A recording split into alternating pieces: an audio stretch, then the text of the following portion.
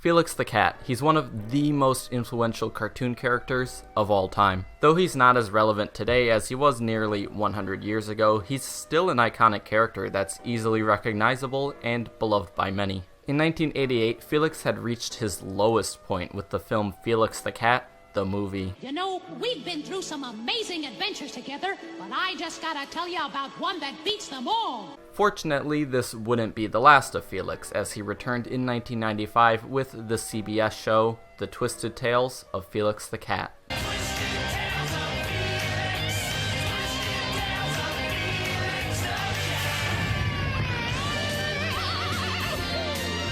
The 90s was both an odd and a fantastic time for cartoons, with the rising popularity of both Cartoon Network and Nickelodeon. Children's cartoons were starting to take a more experimental route. Other animation studios took notice of their success and started to create their own cartoons in the same light.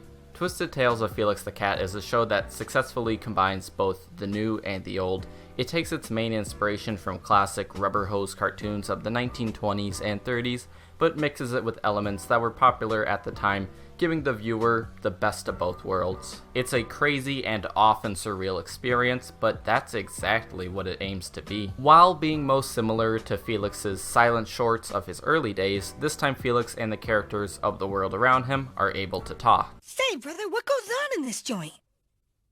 It's animation studio. Yeah? Thanks, pal. I know a little about animation. And though the first Felix cartoons initially made for the purpose of having sound were made in the 30s, they took much influence from Disney animation and didn't do as well as was intended.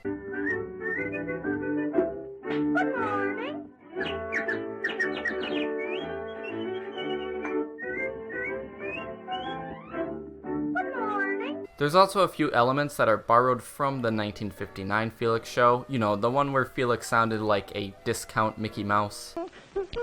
Here is Felix the Cat, gay. The main element being borrowed was Felix's bag of tricks, though there was an episode of season 2 that featured both the return of Poindexter and Master Cylinder. It's a really strange addition, as that's the only episode in the entire series to feature the return of those characters, but I'd probably just assume it was the writers having fun. The show lasted 2 seasons. Each episode consisted of 2 to 3 segments, all contained within a 22-minute time slot. Each episode would feature Felix going on an adventure of some sort. You never really know where Felix will be or what he'll be doing by the next episode. You can tell the writers and animators were able to get really creative with this, pretty much doing whatever they felt like. This is a cartoon I remember watching on VHS as a kid. Before rewatching it, the only episode I could remember was the very first one, in which Felix gets tied to a meat hook by a crazy butcher and has to be saved by an incompetent guardian angel. I mean, what a way to start a show. Seeing as the show is called Twisted Tales of Felix, it's a show that can sometimes be very, well, twisted. The show mostly relies on visual gags, but it still leaves in plenty of room for funny dialogue. Egad, that is the all-time funniest gag I've ever animated. Ooh, I better go change my pants. What a geek. One of my favorite aspects about the show is actually Felix's voice. He's voiced by Tom Adcox Hernandez, who has a great take on the character. Curse his feline agility. It's the perfect choice to match his playful trickster personality he had before the, once again, discount Mickey Mouse voice he was given in the 59 cartoon. It probably sounds like at this point that I hate the 59 show, but I actually do kinda like it. It'd be something I'd consider doing a video on someday, if I really had nothing else to talk about. He also voices a character in the show Young Justice named Clarion, who is basically just evil Felix, so that's kinda neat. You're out of practice, Naboo, and that pathetic host body. Zero affinity for the mystic arts. Unfortunately, Felix's voice actor was replaced in the second season and was now portrayed by Charlie Adler, an actor well known as the voice of Cow from Cow and Chicken and Ickis from Real Monsters. His Felix voice is not even that bad. It's definitely its own thing, but I couldn't help but be distracted by it. It just wasn't the same at that point, and I'd be lying if I said it didn't at all affect my enjoyment of Season 2. Roscoe, TV's just a bunch of boring drivel designed to make zombies out of us. You are not Felix the cat. I am so Felix the cat. Oh, I'm Felix the cat, the wonderful, wonderful cat. Fortunately, the second season was probably the funnier of the two, at least to me. For the most part, it felt more focused. Boy, could I use a meatball.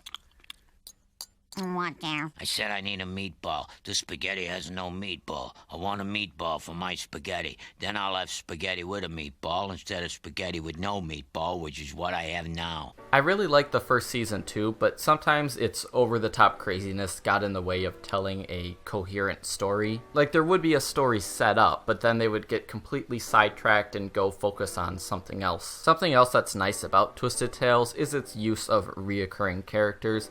Many characters don't show up until later into the show, but just kind of stick around once they've been introduced. Some of these characters include Roscoe, the typical dumb best friend who I believe to be some sort of cat or tiger, maybe. Sheba, a cool cat who plays a harmonica. Seamus T. Goldcrow, who is a detective who narrates his episodes in a typical Private Eye style. And Candy, who's kind of a generic, old-fashioned style love interest that always finds a way to make Felix's life harder. I'm sure there's a couple of other characters too, but those are the main ones. In 1997, the show would come to an end. This was Felix's last cartoon up till the Japanese anime in the year 2000, Baby Felix.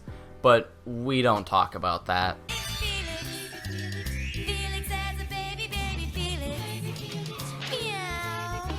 There was also a straight-to-video Christmas special, but we don't talk about that. We have to get to the North Pole to help Santa. Toronto. There were a couple of attempts in previous years to bring Felix back as a show, but none of them have ever really worked out. Hopefully, with next year being the 100th anniversary of Felix, they will have thought of something. I can't stand to see my precious Felix fade into obscurity.